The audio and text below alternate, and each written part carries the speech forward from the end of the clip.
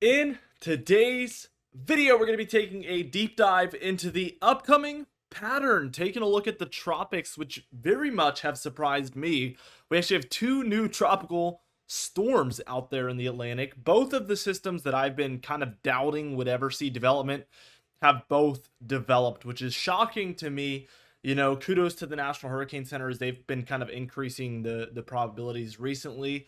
And I will say, straight up, I doubted these systems and both of them have developed. Thankfully, it does look like they're both going to kind of be non-threats, at least for the United States, and neither are expected to turn into hurricanes, but they still could be impactful systems for some folks. We're going to be diving into the upcoming pattern overall. There is storms happening around the nation, including snowfall, severe weather, and other rainfall events as well. Multiple cooldowns in the upcoming pattern that we need to discuss, and therefore also multiple warm-ups as well. So we're going to be just diving into all of these things. Let's go ahead and take a look here. And as we take a look here at our European model, this is the ensembles, and we have the spaghetti plot, and we see that this system is really a non-threat for the United States. We see it really more of a possibility for it to actually redevelop in the Pacific than anything. But this is going to be heading straight into Central America and bringing impacts to them, unfortunately. We do see our system here over the more Caribbean area is expected to head towards Cuba before doing almost a U-turn here and then heading northward. So overall, both of them not really posing too much of a threat to the United States to this point. Obviously, if I had to pick one or the other that's more of one to watch, it's going to be this one here because there's, some question mark as to what it'll do after this point. Could it curve back towards the eastern states? I would say we've seen weirder things, so it is certainly possible at this point. Let's take a look at what the GFS model has to say, and we're kind of all over the place here, but we do see that this system is, yes, just expected to kind of head into Central America. And then also this system in here is also expected to curve way out to sea. So overall, good news. A little shocking to see both of them develop, and definitely not what I was calling for. So I will own up to that 100%. But the good news is that they seem to be minimally impactful systems. Still, if you are in the Caribbean or in Central America and you happen to be watching this, heed all of those watches, warnings, advisories, because there could be some impactful conditions nearby where those storms are headed.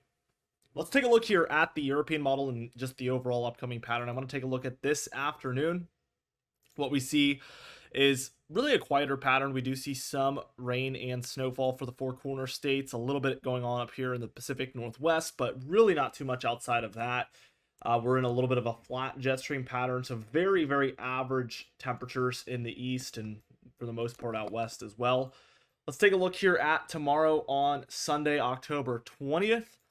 And what we see here is the Four Corner states dealing with some rainfall and snowfall again. The Pacific Northwest, same story. I think we haven't really, moved too much away from what we were seeing on Saturday by Sunday. So let's just go ahead and take a look at Monday on October 21st. And a couple interesting things happening. We are seeing some severe weather throughout the plains, perhaps some supercell activity.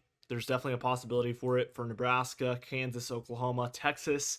Doesn't look like the biggest threat in the world, but for this time of year, it is, pretty interesting. If this was April or May, this would be a quieter severe weather day overall. As we take a look at the Pacific Northwest, we see showers both in the form of rainfall for the lower and coastal areas, and then snowfall for the more higher elevation regions here, which is, again, going to be fairly typical, especially in this time of year.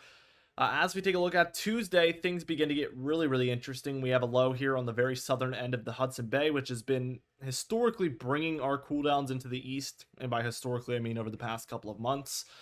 We see that there is this strong cold front building in, some Arctic air charged behind it. And kind of as always, we have this rushing warm air out ahead of this. So expect it to get mild before it gets cooler here in the east.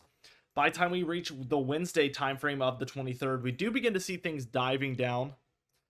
Keep in mind that this is not the strongest Arctic blast or anything like that I've ever seen. We do have a stronger low up here in Canada, but this cold front is a little bit lackluster, and it isn't extending too far southward. But anywhere we see these kind of dips, we talked about this the other day, this is going to be indicative of colder temperatures where it's dipping and warmer temperatures where it's ridging.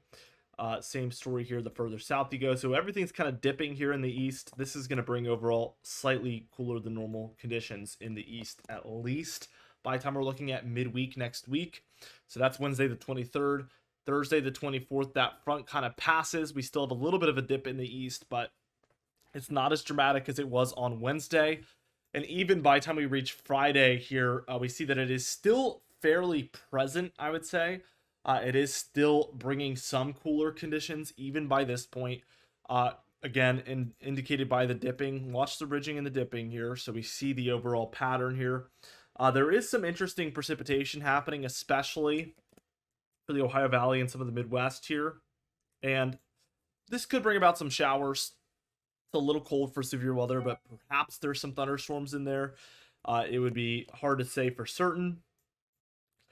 As we continue to move on, let's just take a look at Saturday here. And there is still some dipping in the east. So I would say that we're looking at average to slightly below average temperatures pretty much across the board here.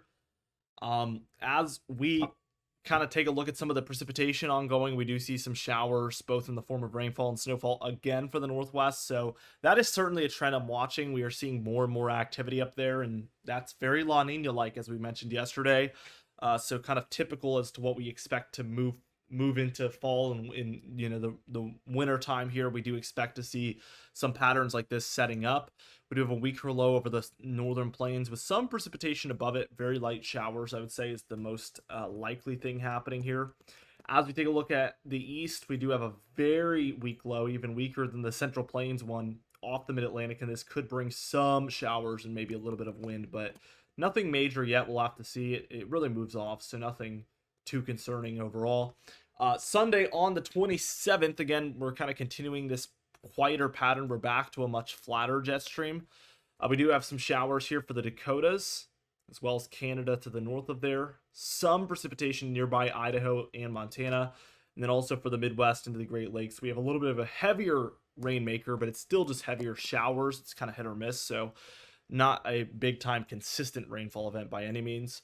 Monday, we do see this activity kind of spread. Again, the Northwest continuing to see this activity. Snowfall in the Cascades and the Rockies here, especially of Canada. And then we see these rainfall showers taking over for a lot of your eastern Canada areas, your Great Lakes, some of the Ohio Valley there, a little bit of the Mid-Atlantic, and even quite a bit of the Northeast there. We're seeing these showers. We have a pretty broad but weak low here, and that's bringing kind of the overall stormy pattern underneath it. So interesting setup for sure. As we take a look at the total precipitation here, what we end up seeing is that we are dealing with some above average conditions, especially in the Northwest here, and then also for some of the Four Corner states, but I would say probably below average everywhere else. So let's see what this looks like. And kind of sure enough, I mean, we see pretty far above average conditions for these areas and these areas as far as rainfall is concerned. But outside of those two smaller regions, I mean, it is almost all below average around the nation. So we kind of continue this dry pattern, and I don't really know when it's going to end because we've been stuck in this for months. So it's unfortunate. Probably a lot of droughts getting worse around the nation. I know there's obviously many droughts at most times, and we've been in this same kind of repetitive dry pattern for so long that I can only imagine there is some worsening droughts out there all over the place. As we just take a look at the total snowfall, we see that this has also receded. We do see some for the Four Corner states expected here, up to a foot in the pinks, even more maybe in some of those higher elevations, but multiple inches for all the blue and purple areas as well. And then the Pacific Northwest into some of the Northern Rockies, we were seeing quite a bit as well. Canada, that's where a lot of your snow is at, which, I mean, let's be real, it's kind of common.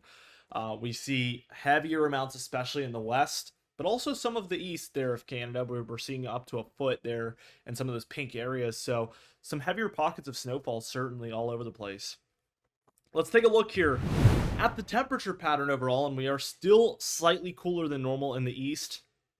We're going to be warming here, as you can see, as we head towards Tuesday, Wednesday, but that cold front is on the way, and here it comes for the Thursday the 15th, Friday the 16th. But look, really this model has it very mild. That's why I've been pulling up the GFS model, because this one has a much different outlook.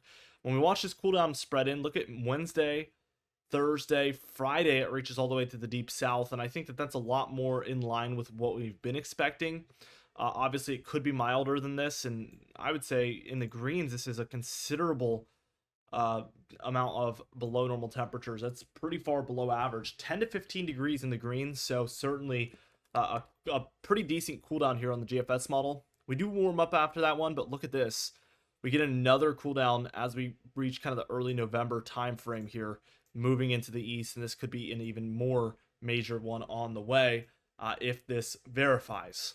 Now, quickly, let's take a look here at the tropics. And again, we have Tropical Storm Nadine and Tropical Storm Oscar, basically both expected to just dissipate. Nadine heading straight into Central America. Like I said, the cone is very small, but and we will take a look at Oscar here, so let's go ahead and do that. As you can see, it's kind of heading over the southern Bahamas. I think that's still the Bahamas. And then hitting maybe northeastern, kind of eastern Cuba there, and then doing a complete U-turn around the Monday time frame, and then heading back over some of the Bahamas for Tuesday, and then by Wednesday it's kind of to the north of the Bahamas, the northeast of the Bahamas by Wednesday at 8 a.m., remaining a tropical storm the whole way along. So hopefully that trend continues and this storm stays weaker. Again, there is some possibility for basically anything. It could recurve towards the east coast, it could head towards Bermuda, it could head further east than that. So we really don't know at this point what this one could do, but both have kind of exceeded my expectations. I think still, they're far below what some people and really a lot of people were thinking would come of, especially the one near Central America. This is the one I've been saying has the most potential all along, but still a little shocking for me. Even I thought that we would probably see one, if not none of these develop. So a little surprising, but we will keep you guys up to date with all of these regardless. So be sure to subscribe. We do upload every single day. You can even hit the bell icon for daily notifications when we upload so you never miss one. Be sure to like the video if you did enjoy it. Leave a comment down below, and I'll see you guys in the next video.